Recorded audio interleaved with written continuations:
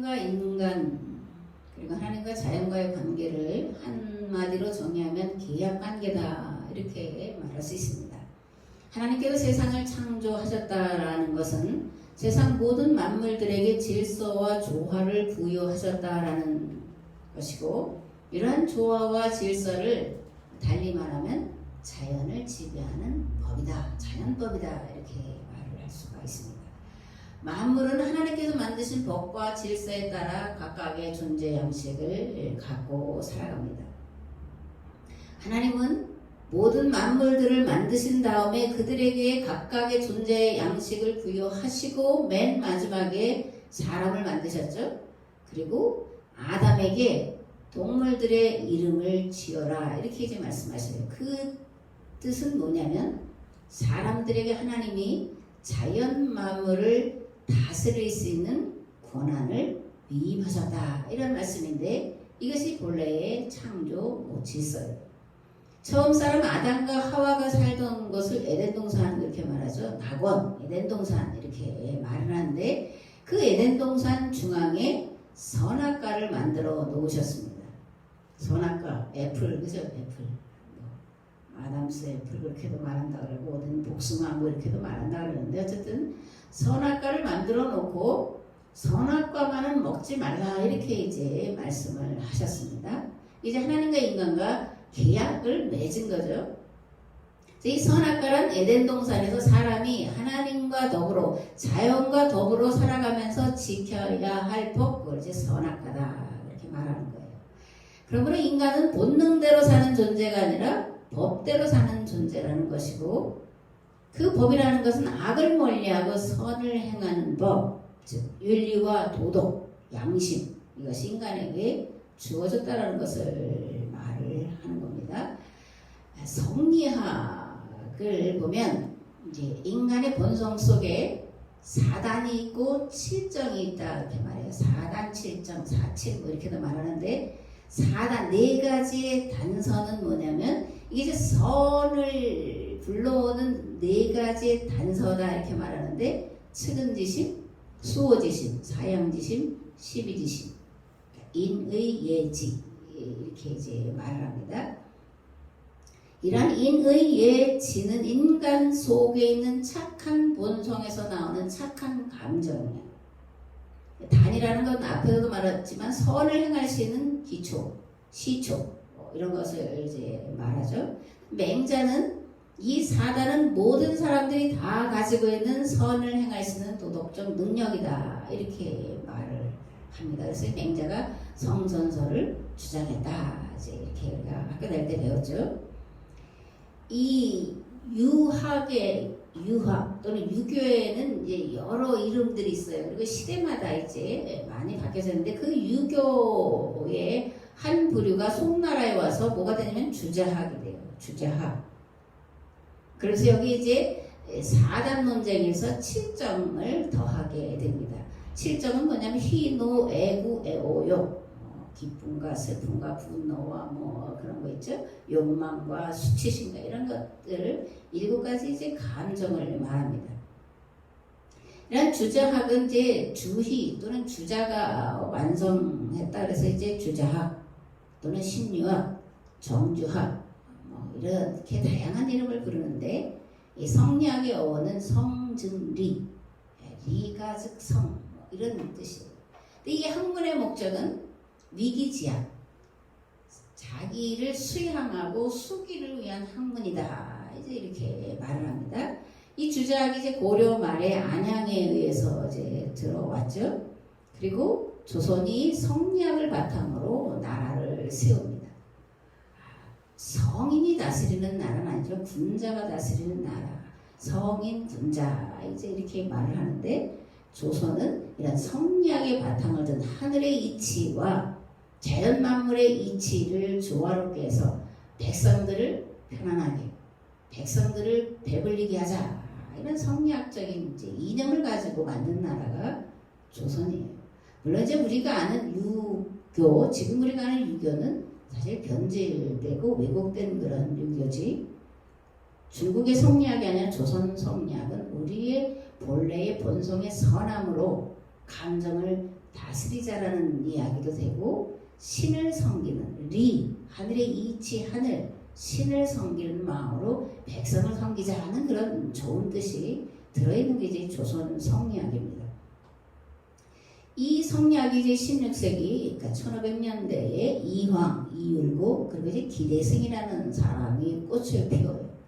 특별히 이제 이황과 기대승이 자체 논쟁을 8년 동안인가 이렇게 나이 차이가 있는 건 아닌데 학문적으로 또 유명한 것은 이제 이황이 조선 전팔도에 다 유명한데 거기서 기대승이가 이제 맞짱을 뜬다 이런 거죠.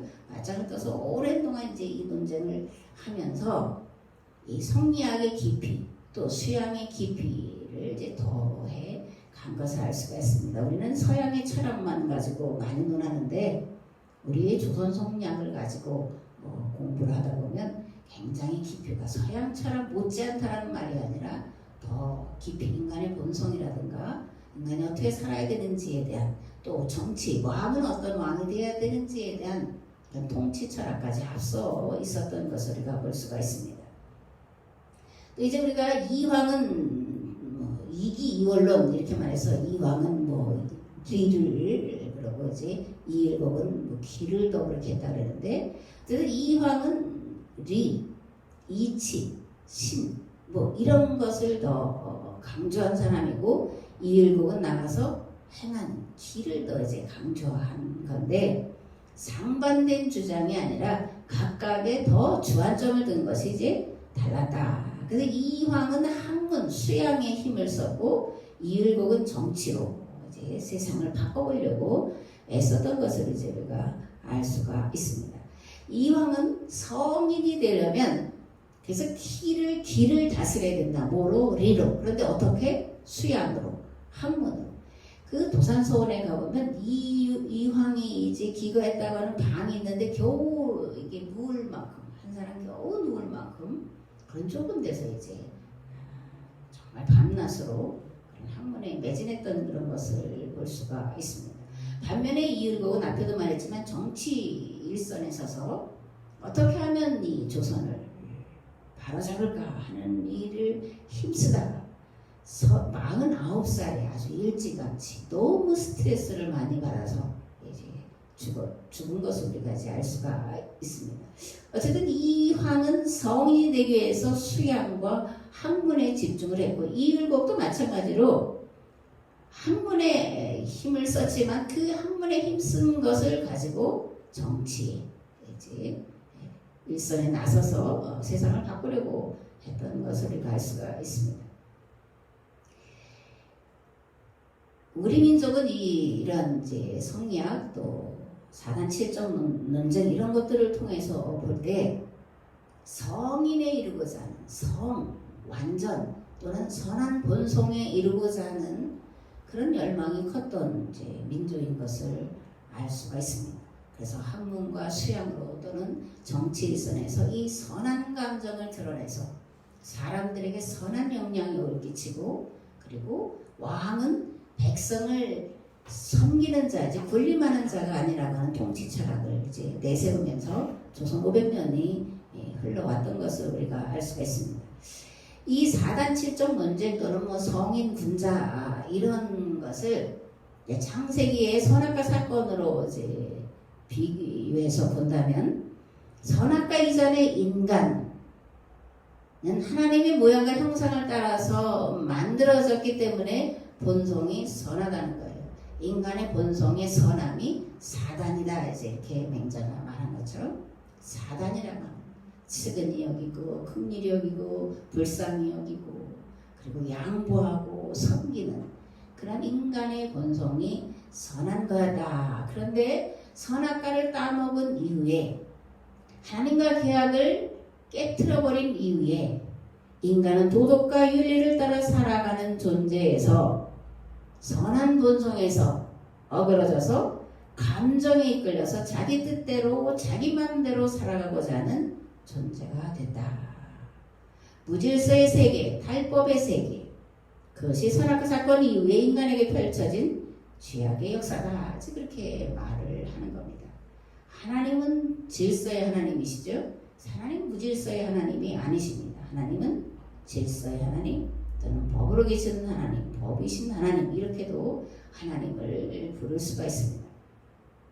그런 하나님께서 무질서와 탈법의 세상, 탈법이 판치는 세상에 대해 무관심하고 계셨을까? 아니면 무엇을 하고 계셨을까? 무질서와 탈법의 세상을 본래의 질서로, 본래의 법으로 돌이킬 수 있도록 무언가 하지 않으셨을까? 하셨을까? 이런 질문을 우리가 이제 던질 수가 있죠. 그 중세의 영국의 사상 중에 보면 데이즘이라는 게 있어요. 이게 데이즘 이신론 그런데 하나님, 창조한 하나님은 하늘에 계시고 그리고 세상을 돌보지 않는 그저 시계공이 시계 만들어 놓고 자각자각 정확하게 맞추듯이 그렇게 만들어만 놓고 세상에 대해서 무관심하신 하나님 이게 이제 데이즘인데 이게 달리 말하면 이제 헬라 철학의 이원론의 바탕을 둔 그런 중세의 철학이었다 그렇게 이제 볼 수가 있습니다. 하나님은 세상을 창조해 놓으시고 그저 저 하늘을 높은 보좌에 앉아서 에헴 하시는 분이 아니에요. 경배 받으시고 찬양 받으시고 뭐 예배를 받으시는 그런 하나님이 아니십니다. 분명히 하나님은 역사 속에 들어와 계셔서 역사 속에 하나님의 발자취를 남겨 놓으셨어요. 그걸 우리가 역사다 이렇게 말하는 거예요. 하나님의 발자취를 역사다, 히스토리, 그의 이야기 뭐 이렇게 영어를 풀어서 말하는데 하나님의 이야기, 하나님의 발자취를 역사다 그렇게 이제 서양 사람들은 말을 하고 있습니다. 창세기 12장을 보면 하나님께서 아브라함을 부르신 이야기가 이제 기록이 되어 있어요. 이게 하나님이 세상이 무질서와 탈법으로 돌아가는 것을 보시고 가슴 아파하시고 그래서 본래의 창조의 질서대로 돌이키시려고 역사하신 하나님의 발자취다 이렇게 이제 말씀을 드리는 거예요. 그래서 본래의 질서와 본래의 법으로 돌이킬 수 있도록 하나님이 일을 하셨는데 그게 한 사람 아브라함을 부르시는 일이었다 합니다. 여호와께서 아브라함에게 이르시되 너는 너의 고향과 친척과 아버지의 집을 떠나 내가 네게 보여줄 땅으로 가라. 내가 너로 큰 민족을 이루고 네게 복을 주어 내 이름을 창대하게 하리니 너는 복이 될지라. 너를 축복하는 자에게는 내가 복을 내리고 너를 저주하는 자에게는 내가 저주하리니 땅의 모든 족속이 너로 말미암아 복을 얻을 것이라 하신지라. 아멘. 하나님은 역사를 주관하시는데 하나님이 전행을 휘두르시는 분이 아니에요. 하나님이 역사를 주관하시는데 그 역사를 주관하시는 방법은 하나님의 뜻과 마음과 계획에 합당한 그 마음과 일치된 사람을 부르셔서 그를 통하여 그 일을 하게 하시는 분이다 라는 겁니다. 그래서 하나님의 뜻에 합한 한 사람을 부르시고 그를 통해 한 민족을 이루시고 한 계약 공동체를 만드셔서 마침내 창조의 아름다움을 회복하시는 분, 그분이 하나님이세요. 그래서 그게 금방 말씀드린 대로 창세기 12장에 아브라함을 부르는 이야기고 그 다음에 이제 50장까지 쭉 아브라함과 이삭과 야곱의 후손들이 어떻게 그리고 요셉이 어떻게 애굽에서 하나님의 법을 실현했는지를 보여주는 것으로 창세기가 마무리가 되고 그리고 이제 400년 동안의 시간의 차가 있는데 그 기간 동안에 이스라엘 백성들이 또는 하비르들이 가장 하층민들이 되어서 노예살이로 그리고 갖은 노역에 시달리는 이야기가 기록이 되어 있고 그들을 끌어내는 이야기가 출애굽기 애굽에서 노예된 데서 억압받는 데서 가장 비천한 데서 끌어내는 이야기가 출애굽기인 것을 우리가 알 수가 있습니다. 출애굽기 3장 13절에서 15절 말씀을 봉독을 하겠습니다. 모세가 아뢰되 내가 이스라엘 자손에 가서 이르기를 너희의 조상의 하나님이 나를 너에게 보내셨다 하면 그들이 내게 묻기를 그의 이름이 무엇이냐 하리니 내가 무엇이라고 그들에게 말하리이까. 하나님이 모세에게 이르시되 나는 스스로 있는 자이니라. 또 이르시되 너는 이스라엘 자손에게 이같이 이르기를 스스로 있는 자가 나를 너에게 보내셨다 하라. 하나님이 또 모세에게 이르시되 너는 이스라엘 자손에게 이같이 이르기를 너희 조상의 하나님 여호와 곧 아브라함의 하나님 이삭의 하나님 야곱의 하나님께서 나를 너에게 보내셨다 하라. 이는 나의 영원한 이름이요 대대로 기억할 나의 칭언이라. 아멘. 방금 읽은 말씀 중에 이제 하나님이 하나님을 소개하시면서 나는 스스로 있는 자다. 나는 여호와다. 나는 아브라함과 이삭과 야곱의 하나님이다. 이렇게 모세에게 당신을 소개하는 그런 이름이 기록이 되어 있습니다. 이 세 가지 이름을 이제 살펴보려고 하는데, 첫 번째 조상들의 하나님, 즉 아브라함과 이삭과 야곱의 하나님입니다. 출애굽기 3장에는 떨기나무 불이 이제 붙어 있는데, 이게 이제 광야에는 이제 그 떨기나무가 배짱 마른 나무라 갑자기 이제 불이 붙었다가 금방 사라지는 그런 일들이 많이 있었대요. 그런데 이제 모세가 호렙산에 그때 그 시간에 갔을 때 떨기나무에 불이 붙었는데 꺼져야 되는데 꺼지지 않고 계속 타는 것을 보고 이게 무슨 일이냐, 신기하다 이렇게 생각하고 가던 길을 돌이켜서 이제 다시 떨기나무 불꽃으로 이제 갈 때에 하나님이 그런 모세를 보시고 부르시죠. 이리로 가까이 오지 말아라. 네가 선 곳은 거룩한 땅이니 너는 신을 벗어라. 그러시면서 나는 너의 조상의 하나님, 곧 아브라함의 하나님, 이삭의 하나님, 야곱의 하나님이다. 이렇게 말씀하고 있는 것을 이제 출애굽기 3장에서 볼 수가 있습니다. 두 번째 하나님의 이름은 나는 나다. 나는 나다. 또는 스스로 계신 하나님이다. 이렇게 이제 하나님이 하나님을 소개합니다. 출애굽기 3장에 보면 모세가 하나님께 아뢰었다. 제가 이스라엘 자손에 가서 너희 조상의 하나님께서 나를 너에게 보내셨다고 말하면 그들이 나에게 그의 이름이 무엇이냐 하고 물을 텐데, 그러면 제가 그들에게 뭐라고 대답을 해야 되겠습니까? 그러니까 하나님이 모세에게 말씀하시기를 나는 곧 나다. 너는 이스라엘 자손에게 이르기를 나라고 하는 분이 너를 그들에게 보냈다고 해라. 이렇게 이제 세번역 성경에 번역이 되어 있습니다. 세 번째로 여호와 하나님. 많이 들어봤죠? 여호와 하나님의 이름. 이 뜻은 뭐냐면 불쌍한 이들을 한없이 측은히 여기며 가난한 이들을 바라보면 가슴 아파 견디지 못하는 하나님. 어지간해서는 화를 내지 않고 한결같은 사랑으로 사랑하고 진실이 흘러넘치는 하나님. 그게 여호와라는 이름의 뜻이라는 거예요. 이 세 이름을 이제 좀 더 자세하게 말씀을 드리겠습니다. 첫 번째 조상들의 하나님, 즉 아브라함과 이삭과 야곱의 하나님이란 어떤 하나님을 말하는 걸까? 계약의 하나님이라는 뜻이에요. 하나님은 하나님의 마음과 뜻이 맞는 한 사람 아브라함을 부르셨습니다. 아브라함의 무엇이 하나님의 뜻과 마음에 같았을까? 그건 제가 앞에서 말씀드린 창세기 12장 1절부터 3절에 들어가 있는데, 아브라함은 모든 사람이 복받기를 원하는 자였다라는 거예요. 그걸 어떻게 알 수 있냐?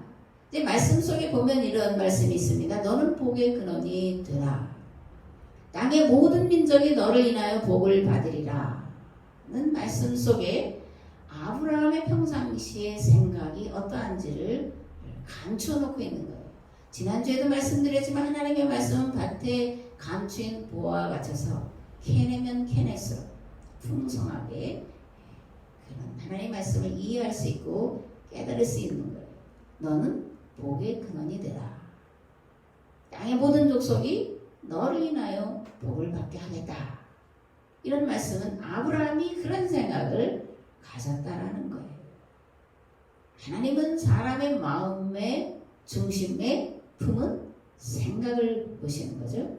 그래서 겉으로는 어떻게 드러나는지 모르겠지만 저 사람이 저런 선한 생각을 하고 있나, 저 사람이 저런 바람직한 것을 생각하고 있나 모를 수도 있지만 그 마음의 중심을 살피는 하나님은 그 사람의 외모가 현재 삶이 행동이 어떻든지 간에 그 마음에 품은 생각을 보시고 그를 부르시는 거예요. 아브라함 우상장사의 아들로 태어나서 우상을 만들어 팔던 자예요. 그러나 그 마음속에는 모든 사람이 복받아서 살아야 될 텐데 라는 생각을 가지고 있었고, 그렇기 때문에 하나님이 그를 부르셨다라고 성경은 말씀을 하고 있습니다. 그렇다면 이삭의 하나님, 야곱의 하나님이란 무슨 뜻일까? 무슨 뜻일까요? 아브라함의 하나님 이제 들어서 알겠는데 그럼 이삭의 하나님, 야곱의 하나님이라는 뜻은 무슨 뜻인가? 또 아브라함에게 독자가 있었다 그러는데 아브라함에게 실제 독자가 있는 게 아니에요. 이스마엘도 있고 이삭도 있고 그 이외에도 또 자식이 여럿이 있었던 걸 보는데 아브라함에게 독자 이삭이 있었다. 그 야곱은 에서와 형제인데 형인 에서가 아니라 하나님이 또는 이삭이 야곱을 자기의 후계자로 이렇게 삼았다. 이렇게 성경을 말씀하고 있는데 무슨 이야기냐? 이삭과 야곱은 아브라함이 가졌던 마음을 가진 자라는 거예요. 아브라함이 살면서 이웃을 또는 가나안 지역을 살게 하는 일을 한 것처럼 이삭과 야곱도 가나안 지역을 다른 사람들을 살리는 일을 했다. 그래서 아브라함의 하나님이 이삭의 하나님이 되고 야곱의 하나님이 되는 거예요. 오늘 우리가 이런 아브라함이 가졌던 모든 사람들이 잘 살길 원하는 마음을 가지면 우리가 아브라함의 후손이 되는 거예요. 성도는 아브라함의 후손인 줄을 믿습니다. 우리의 믿음, 우리의 소망은 모든 사람들이 잘 살기를 원하는 마음을 기본적으로 갖고 있기 때문에 그렇습니다. 그렇다면 아브라함과 이삭과 야곱을 통해 세상 모든 사람이 복받아 살게 하겠다고 하신 그 복은 무슨 복일까? 영적인 복, 영적인 복, 신령한 뭐 그런 복, 거룩한 그런 복을 말할까? 그랬으면 좋은데 성경은 그렇다고 말씀을 하지 않습니다. 선악과 사건 이후 아담과 하와가 이제 에덴 동산에 쫓겨났죠. 그리고 이 사람의 범죄로 인해서 땅이 저주를 받았어요. 땅이 저주를 받기 전에는 사시사철 먹을거리들이 풍성했는데 땅이 저주를 받고 나니까 땀 흘려 일해야 겨우 먹을거리를 얻을 수가 있고 때로는 땀 흘려서 열심히 일해도 먹을 것이 부족하게 되었다는 거예요. 그러면서 많이 가진 자가 생겨났고 가난한 자가 생겨났고 권력이 생겨났고 신분의 차이가 생겨나게 됐다는 거예요. 또는 또 먹고 사는 문제로 인해서 전쟁이 빈번하게 일어났고 그래서 고아와 과부와 나그네들이 많이 생겨났다는 겁니다. 인간이 누리기를 원하는 복, 영적인 복, 신령한 복, 거룩한 그런 복일까? 아니에요. 그죠? 앞에서 말씀드렸습니다. 아닙니다. 인간이 누리기를 원하는 복은 물질적인 복이에요. 그죠? 물질적인 복이에요. 오복이라고 말하는 것도 뭐 자식복, 뭐 이익가 어떻고 건강하고 뭐 이렇게 다 하는 게 내가 육체로 사는 동안에 이 세상에서 누려야 될 것. 근데 건강하게 살고 뭐 자식들 잘 먹이고 입히는 모든 문제들은 다 물질과 관계가 있는 거예요. 인간이 물질 또는 경제를 벗어나서 살 수 있는 그런 존재는 하나도 없습니다. 그러므로 기본적으로 우리가 또 성경이 말할 때에 복이라는 그 복의 개념은 영적인 복이 아니라 우리가 이 땅에 살아가면서 살아가는 모든 것들, 필요한 것들을 넉넉하게 채우는 그런 복인 줄을 믿습니다. 신앙이 좋으면 영적인 복을 더 받기를 원한다고 또 원하지만 그러나 잘못된 생각이에요. 사람의 몸은 영육으로 나누어지지 않고 영과 육이 몸 안에 있다는 것도 우리가 알아야 됩니다. 요즘에 평등, 공정, 정의, 평등 많이 부르짖는데 또 자유, 뭐 인권, 요즘에 또 그래서 뭐 차별금지법 또 다시 뭐 한다고 뭐 몇십 명이 이제 여당 이름들이 좀 올라와 있던데 그렇게 한다고 해서 자유가 주어지고 평등이 주어지고 뭐 차별이 없어지고 그러냐? 아닙니다. 그것으로 되지 않아요. 그거는 미봉책이에요. 어떤 부분 땡지라는 건 될 수 있지만 전체적으로 인간이 진정으로 원하는 평등, 자유는 주어질 수가 없어요. 그러면 인간이 진정으로 원하는 평등, 자유, 공정, 정의 어디서 무엇을 통해 해결될 수 있냐? 물질적인 문제를 해결하는 데 있다는 것. 물질 문제, 즉 경제 문제에서 자유롭지 못하면 인간은 결코 자유를 누릴 수가 없어요. 오늘도 왜 일찍 예배를 드리고 가야 되냐? 물질의 문제, 그죠? 돈을 얻기 위한 거예요. 왜 돈을 얻어서 뭐 물건을 사기도 하고 먹을거리도 사고 삶을 유지해 나갈 수 있기 때문에 가는 거예요. 옛날 같으면 뭐라 그러지만 요즘에 이제 좀 바뀌면서, 그리고 본래 성경은 그렇게 주일날 일해야 되는 사람들에 대해서 책망하는 게 아니라 주일날에도 일할 수밖에 없도록 만든 법과 제도와 정치 체제를 성경은 탓하고 책망하고 있다는 것을 우리가 알아야 됩니다. 물질 문제에 자유롭지 않기 때문에 나가는 거예요. 자유로워서 주일날 예배드리고 해도 문제가 없다면 안 가지 갈 사람이 어디 있어요? 그죠? 그러니까 진정한 자유, 평등, 공평, 정의 다 부르짖는 거 다 좋은데 물질에 있어서 불평등한 세상을 만들어 놓고 이런 걸 부르짖는 건 탁상공론을 넘어서서 이 마귀의 입에 놀이객감밖에 되지 않는다라고 좀 심하게 말하면 그렇다 이렇게 저는 생각을 합니다. 사람은 영적인 복만으로는 결코 만족할 수 없는 존재예요. 왜냐하면 인간은 영으로만 존재하는 것이 아니라 육체를 덧입고 살아가기 때문에 그렇다는 거예요. 그래서 몸이라고 표현합니다. 몸에는 영과 육이 같이 들어가 있는 개념이에요.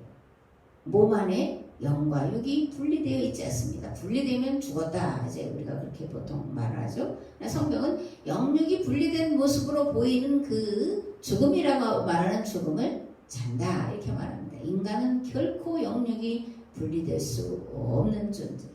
우리 주님이 세상을 다시 완성하러 오실 때 우리는 새로운 몸으로 부활하게 되기 때문에 그렇습니다. 그러면 우리가 영과 육을 다 건강하게, 우리 몸을 건강하게 지켜야 될 책임도 있는 거죠. 몸 안에 영과 육이 온전히 함께 어우러져 있는 사람, 그걸 건강한 사람이다 그렇게 말하는 거예요. 그래서 옛말에 건강한 육체에 건강한 정신이 깃든다.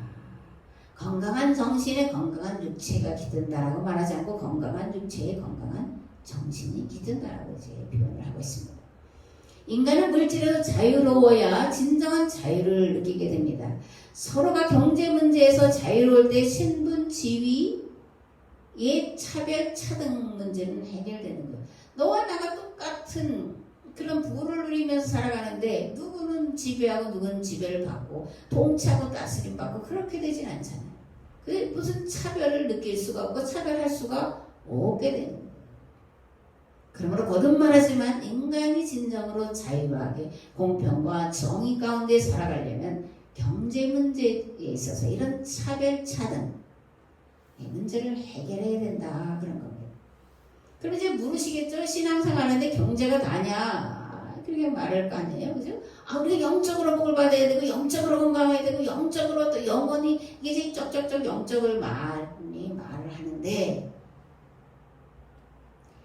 경제가 다다 그렇게 말해도 과언은 아니에요. 인간의 모든 활동이 경제이기 때문에 그렇습니다. 직장 문제, 먹거리 문제, 교육 문제, 주택 문제 이게 다 경제예요.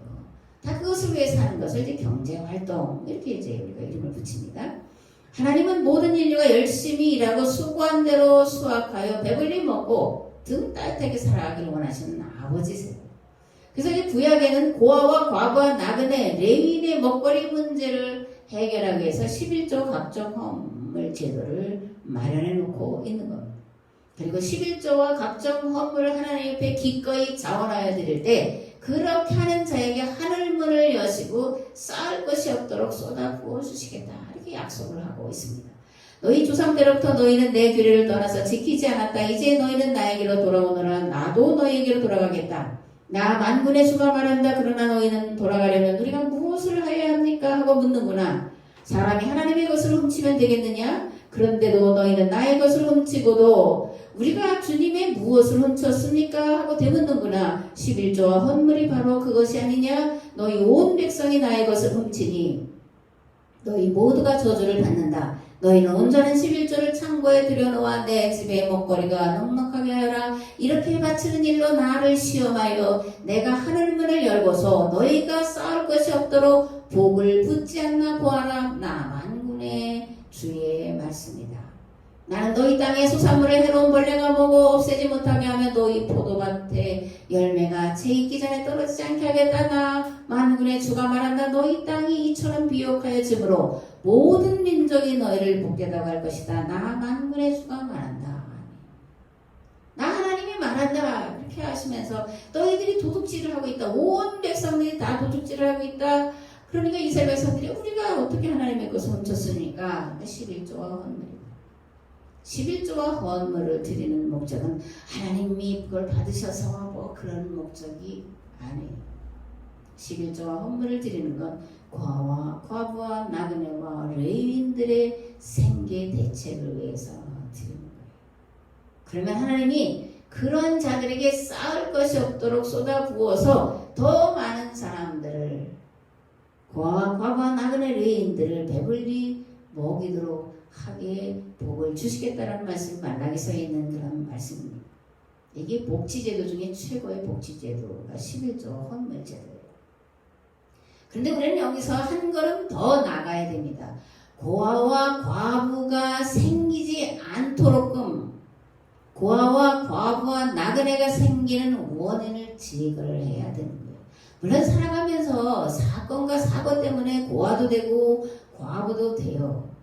그러면 이렇게 어쩔 수 없는 상황 속에 고아와 과부와 또는 나그네가 된 사람들을 도와서 그들의 가정을 일구면서 또는 자녀를 양육하면서 살 수 있도록 모든 기반을 마련해 줘야 된다는 것이 성경에 말하고 있는 거예요. 이게 안식년 희년제도 속에 들어가 있는 것이고 안식년 희년은 경제 문제를 다루고 있다는 것을 우리가 알아야 됩니다.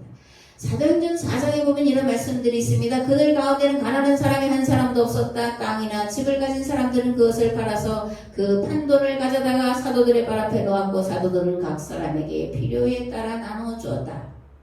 고린도서 8장에 보면 이렇게 되어 있습니다. 우리 주 예수 그리스도의 은혜를 너희가 알거니와 부유하신 이로서 너희를 위하여 가난하게 되심은 그의 가난함으로 말미암아 너희를 부유하게 하시니라. 이는 다른 사람들은 편안하게 하고 너희는 곤고하게 하는 것이 아니요 균등하게 하려 함이니 이제 너희의 넉넉한 것으로 그들의 부족한 것을 보충함은 후에 그들의 넉넉한 것으로 너희의 부족한 것을 보충하여 균등하게 하려는 거다. 지금 내가 여유가 있어 11조 드리고 헌물 드리고 다 할 수 있는데 그런데 내가 일평생 그러리라는 보장이 없어요. 내가 가난해져서 남의 도움을 받을 때가 있어요. 그것을 왜 내가 적금을 들듯이 보험을 들듯이 하나님께 11조와 헌물을 드린다는 얘기입니다. 그러니까 나를 위한 최대의 그런 보장성 보험인데 하나님이 보증해 주시는 보험이다라는 겁니다. 두 번째로 스스로 계시는 하나님 I am that I am 뭐 이렇게도 말하고 히브리어는 에흐에 아쉐르 에흐에 이렇게 이제 말합니다. 에흐에 아쉐르 에흐에 나는 나다. 이제 이런 뜻이에요. 모세가 이집트에 살 때에 또는 그 시대에는 다신 사회였습니다. 그리고 왕은 신의 아들로 인정됐죠. 그래서 신의 아들, 신의 대리자인 왕을 위해서 백성들은 섬기는 존재에 밖에 되지 않았어요. 또 왕을 떠받치면서 부귀영화를 누리는 소수의 귀족층을 위해서 절대 다수는 굶주리고 억압받고 강제 노동에 시달려야 됐어요. 모세는 애굽에서 40년 동안 이런 모습을 보고 살았습니다. 그리고 미디안 가면 40년 동안 살아가면서 하나님은 어떤 분이신가? 라를 묻고 찾고 하는 삶을 살았습니다. 참 하나님이라면 인간을 불행하게 만드는 문제를 그냥 바라보고 계시거나 허용하지 않으실 텐데 라며 소홀히 삶을 40년 동안 양무리들이 끌고 이제 다녔다는 거예요. 그런데 가시떨기 불꽃 가운데서 자신을 부르는 하나님을 만나 뵙고는 이제 물은 거예요. 대뜸 물은 게 뭐예요? 당신의 이름이 뭐냐? 이렇게 모세가 묻는 겁니다. 왜냐하면 모세가 이것을 계속 묻고 찾았기 때문에 그러는 거예요. 그래서 하나님 모세에게 나는 존재하는 자다. 나는 나다. 나는 스스로 있는 자다. 나는 만물의 근원이다. 나는 내가 찾고 있던 바로 그 신이다. 인간을 불행하게 만드는 모든 것들을 해결할 수 있는 근본이다. 이렇게 말씀을 하시는 거예요. 아멘. 십계명에는 인류가 그동안 해결하지 못한 경제 불균형의 문제를 해결할 수 있는 원리와 근본이 담겨 있어요. 법이 담겨 있습니다. 문제는 우리가 십계명을 그렇게 해석을 해서 가르치지 못하기 때문에 경제 양극화의 문제, 빈곤의 문제, 선진국, 후진국의 문제, 질병의 문제, 다양한 문제들, 인간을 이 땅에서 살 수 없는 모든 문제들을 양산해 놓고 있다는 것을 우리가 알아야 됩니다. 그러니까 교회는, 성도는 정말 회개해야 되는 거예요. 이 시대의 문제를 놓고 정말 철저하게 회개해야 될 점이 있습니다. 세 번째로 여호와 하나님이에요. 여호와란 불쌍한 자들을 한없이 측은히 측은지심으로 가득 찬 분이 하나님이에요. 가난한 이들을 보면 가슴 아파 견디지 못하신 하나님, 긍휼하신 하나님, 자비하신 하나님, 측은히 여기신 하나님. 이 하나님 여호와의 이름은 출애굽기 3장에서 이제 만나볼 수 있잖아요. 금방도 제가 여러 번 말씀드린 것처럼. 그리고 모세는 어떻게 이렇게 불쌍한 자들 한없이 측은히 여기는 하나님, 가난한 이들을 보면 가슴 아파 견디지 못하시는 하나님으로 만나고 있을까? 내가 하나님을 만나는 건 내가 생각한 그 하나님을 만나는 거예요. 그러면 내가 생각한 그 하나님이 성경의 하나님인지는 우리가 골똘하게 생각을 해봐야 돼요. 모세는 가난한 사람들, 불쌍한 이들, 억압당하는 이들, 그 하비리들을 어떻게 하면 구원해낼까를 고민하며 40년, 80년의 인생을 살았기 때문에 자기를 부르는 하나님을 보고 대뜸 당신은 누구냐? 그렇게 물은 거고, 나는 나다, 또 나는 여호와다. 그렇게 말씀을 하나님께서 모세에게 하시는 거예요. 생각한 대로 만나는 거예요. 생각한 대로 보이고 생각한 대로 들리는 겁니다. 그럼 우리가 생각을 어떻게 해야 되는지를 좀 많이 고민을 해야 돼요. 여호와 하나님의 다른 이름은 하비루이신 하나님, 하비루의 하나님, 하비루이신 하나님, 하비루로 계신 하나님. 하비르는 사회의 계층을 일컫는 이름이라고 했어요. 하비르, 가장 찬한 인도의 불가촉 천민, 이런 거예요. 닿기만 해도 부정을 타니까 가까이 오지 못하게 하는, 상종하지 않는 그런 부류를 하비르다 이렇게 말하는데, 여호와 하나님을 달리 부르면 하비루의 하나님, 하비루이신 하나님, 하비루로 계시는 하나님이라는 겁니다. 세상을 창조하신 분이시고 세상 모든 피조물들을 섬기시기 위해 졸지도 않으시고 주무시지도 않으시고 불과 같은 눈동자로 지키시고 보호하신 아버지 하나님, 여호와 하나님, 하비루의 하나님, 하비루이신 하나님, 하비루로 계시는 하나님이라는 거예요. 아멘. 오늘 우리는 인류 멸종 위기의 시대를 살아가고 있습니다.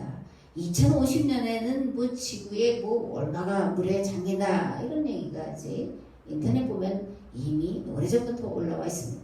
백신, 그죠? 백신의 문제가 심각한데 이 인도발 백신이 지금 뭐 영국도 매일 뭐 몇천 명씩 그렇고 미국도 뭐 옛날보다 쭈라쭈라 많이 이제 그렇고 이 변종이 가는 것마다 아주 급속하게 이 바이러스에 걸린 사람들이 이제 증가하고 있는 것을 보게 돼요.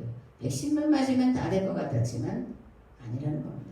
또 심한, 이보다 더 심한 다른 변종 또는 다른 이름의 바이러스가 인간을 공격하지 아니라는 법이었고, 공격하는 것이 오히려 100%더 예측할 수 있고 예견할 수 있는 그런 문제다 그런 거예요.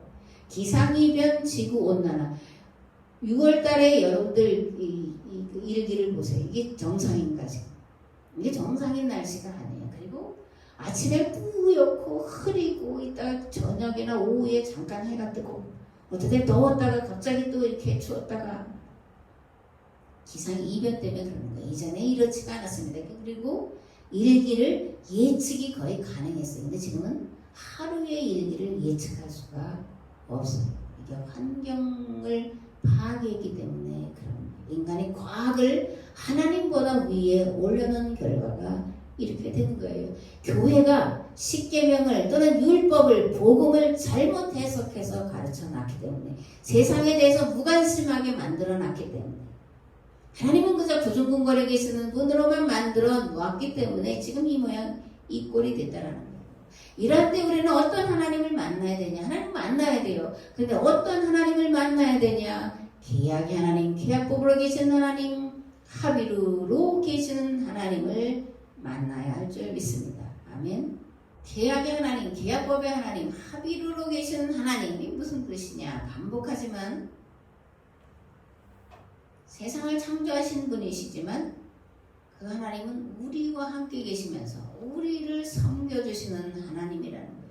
우리의 삶의 문제를, 우리의 이 경제에 또는 이 물질의 이런 문제 때문에, 차등 때문에 슬퍼하는 이런 문제를 해결하기 위해서 주무시지도 않고 졸지도 아니하시고 불꽃 같은 눈동자로 지켜보시는 하나님, 가장 낮은 자리에 계시는 하나님이라는 뜻이에요.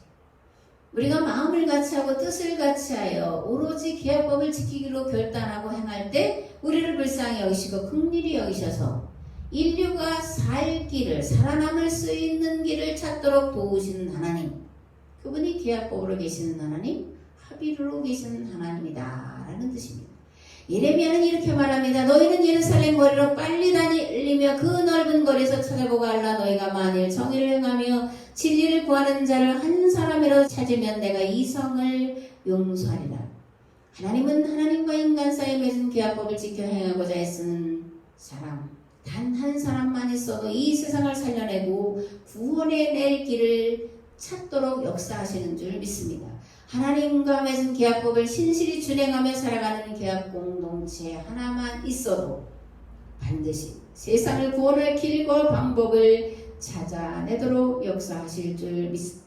오늘 우리 교회가 이 계약법이신 하나님, 그 계약법대로 살기를 결단하며 지키 작은 일에 충성을 다할 때 하나님은 우리를 통하여 이 세대를 살리는 방법을, 길을 반드시 찾아내게 하셔서 세상을 살리고 이 땅에 하나님 나라를 이루어가는 기초를 놓게 하실 줄을 믿습니다. 이제는 길과 진리와 생명 되신 예수 그리스도의 은혜와 아버지 하나님이 무한하시고 극진하신 사랑하심과 성령님의 감화 감동 교통 역사하심이 계약법으로 계신 하나님, 합의로 계시는 하나님, 그 하나님을 구하고 찾고 두드리며 들어가는 우리의 삶의 자리 위에, 이 교회 위에, 이 나라와 이 민족 위에 이제부터 영원토록 함께 하옵시기를 간절히 축원하옵나이다. 아멘.